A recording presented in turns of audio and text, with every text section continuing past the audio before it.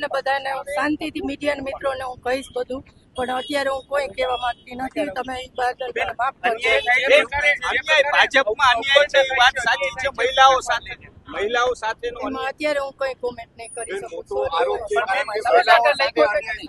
હું તમારી બધાયની હારે છું.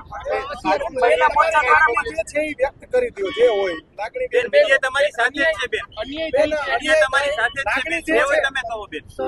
બેન કોઈનો ડર રાખ્યા વગર કહો બેન, મીડિયા તમારી સાથે જ છે. લાગણી જે છે અત્યારે હું કોઈ નહીં કહું. બેન તમે ભાવુક થઈ જાઓ, જે હોય તમે કહો બેન. બેન તમારી આંખોમાં દેખાઈ આવે છે કે જે વસ્તુ છે, જે તમારી સાથે જે ઘટના બની છે અમને પણ ખ્યાલ છે, પરંતુ રિયલમાં એક વખત તમારે તો બોલવું જ પડશે. શું હકીકત જે છે હું કહીશ, પણ અત્યારે નહીં પ્લીઝ. બેન તમે સમય માંગ્યો છે મારા પાસે, અમે બેન એટલો જ સમય માંગ્યો છે, આપણે સમય માંગ્યો છે. હા નાનો જવાબ દો. બેન તમે સમય માંગ્યો છે કે નહીં બેન?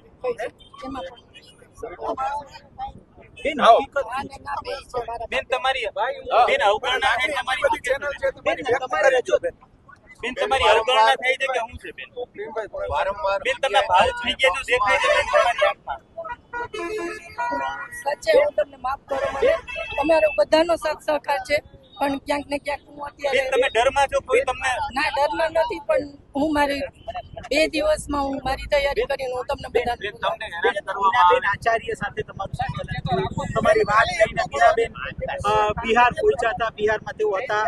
શું ચર્ચા થઈ, શું સંકલનમાં શું વાત થઈ હતી હિનાબેન સાથે તમારી? ખાલી આપો એટલું કહી દો. સમય છે વાત, પણ અત્યારે હું એનું કોઈ નહીં કરું.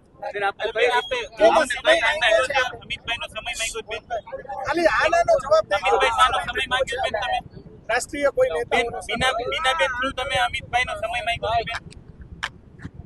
બેન જે પાર્ટીમાં અન્યાય થઈ રહ્યો છે આને લઈને શું કહેશો? આપની લાગણી આપે વ્યક્ત કરી હતી, આપના ડ્રાઈવરને ગાડી મૂકવામાં આવ્યા, જે પ્રકારે જે પાર્ટીના કાર્યક્રમોમાં જે ડેકોરમ જળવાવું જોઈએ જળવાતું નથી, શું કહેશો આને લઈને? આવું એકવાર નથી થયું, અનેક વખત થયું છે.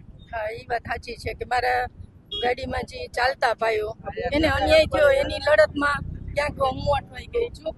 ને એમાં હું અત્યારે હું જે કરું છું એ મને ખબર નથી કે હું કઈ બાજુ જઈ રહી છું, પણ મને ગરીબ માણસને ન્યાય મળે એમાં મારા પ્રયત્ન છે.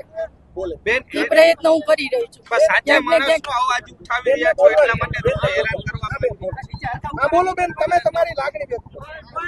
હા, બસ એ મારા પ્રયત્ન છે કે કોઈને કોઈ અન્યાય થઈ રહ્યો છે તો એમાં ક્યાંક ને ક્યાંક મારી પણ માથે મીડિયાના મિત્રોએ કંઈ પણ સારું સાસ્તું બધું લખ્યું છે, તો એ ક્યાંક મને પણ દુઃખ છે કે આ ન થવું જોઈએ.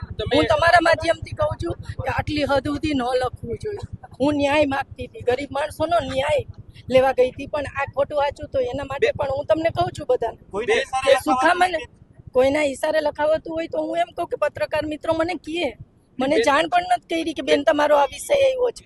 બેન તમે લખ્યું છે તો ક્યાંક ને ક્યાંક મને પણ તકલીફ પડે છે. બેન તમે સોમનાથ ગયા હતા, વિજયભાઈના કાર્યક્રમમાં હાજર રહ્યા, એટલા એના કારણે તમને નિશાન બનાવતો એવું લાગે? એક તો એ વસ્તુમાં મને ક્યાંય તમે જોઈ લ્યો કે સોમનાથ ને દ્વારકા ને અંબાજી એ કેમ ભેગું થાય, તમે જોવો ને કેવી રીતના કરું, જોઈ લેજો મારી લોકો. હું નાનક પાડતી કોઈ પણ એ ક્યાંક ને ક્યાંક ખોટું છે.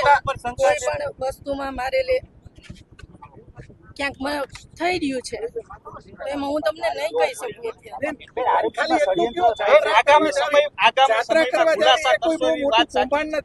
જાત્રા કરવા જાવી એ કોઈ બહુ મોટું કૌભાંડ નથી. આપ તો જાત્રા કરવા માટે ગયા હતા, આપ શું કહેવા માંગશો? અને એને લઈને હું જાત્રા કરવા નથી ગઈ, હું ગાંધીનગર મારા કામ અર્થે ગઈ હતી અને પૂનમ હતી તો ત્યાંથી હું મારા પરિવાર સાથે ગઈ હતી અંબાજી. 100% હું તમને નાનત પાડતી કે હું અંબાજી ગઈ હતી, પણ આ સોમનાથ ને આ ઓલું જે લખ્યું છે એ ક્યાંક મારા માટે ખબર નહીં.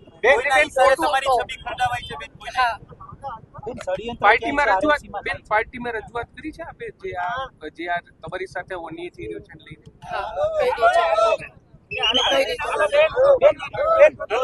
બેન આરએમસીમાં ષડયંત્ર થાય છે, શું કહેશો? અત્યારે કોઈ